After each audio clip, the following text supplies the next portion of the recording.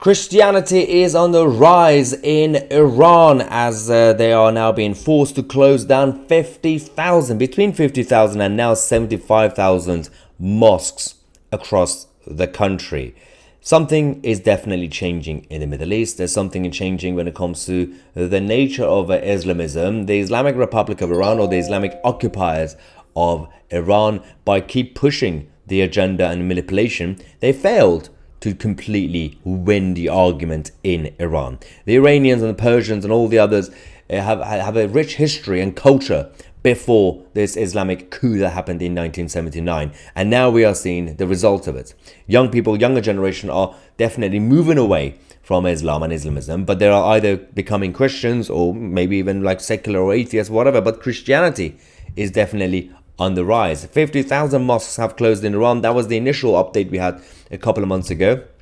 Are Iranians seeking truth outside of Islam? But we've also heard all these updates saying how Iran has now become a hotspot for Christianity.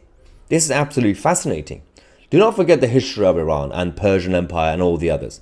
When Cyrus the Great freed the Jews from Babylon, when they fought against Islamism, when they refused to convert, and of course they had to conquer. We had Muhammad and his people literally in a bloody way come to take over the land. Yet they still didn't manage to destroy the culture and heritage.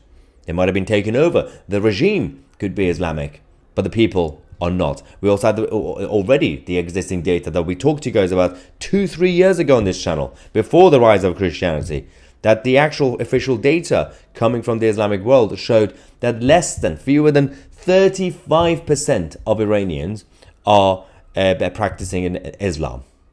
Less than 35%. But of course, the rest of the world see the Islamic Republic's flag thinking everybody is doing Islamism in Iran. It's not true. It's never been true. Iran, the world's fastest growing church.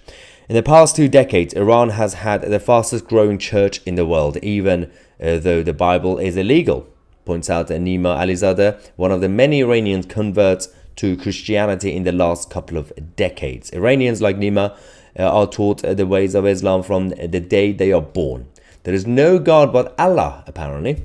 Muhammad is the messenger of Allah, and he is the last and final prophet sent by Allah. Nima was no exception to this rule, growing up in a nominal Muslim family who preached that Islam was the only religion. There was no other option. Things are changing. The tide is turning.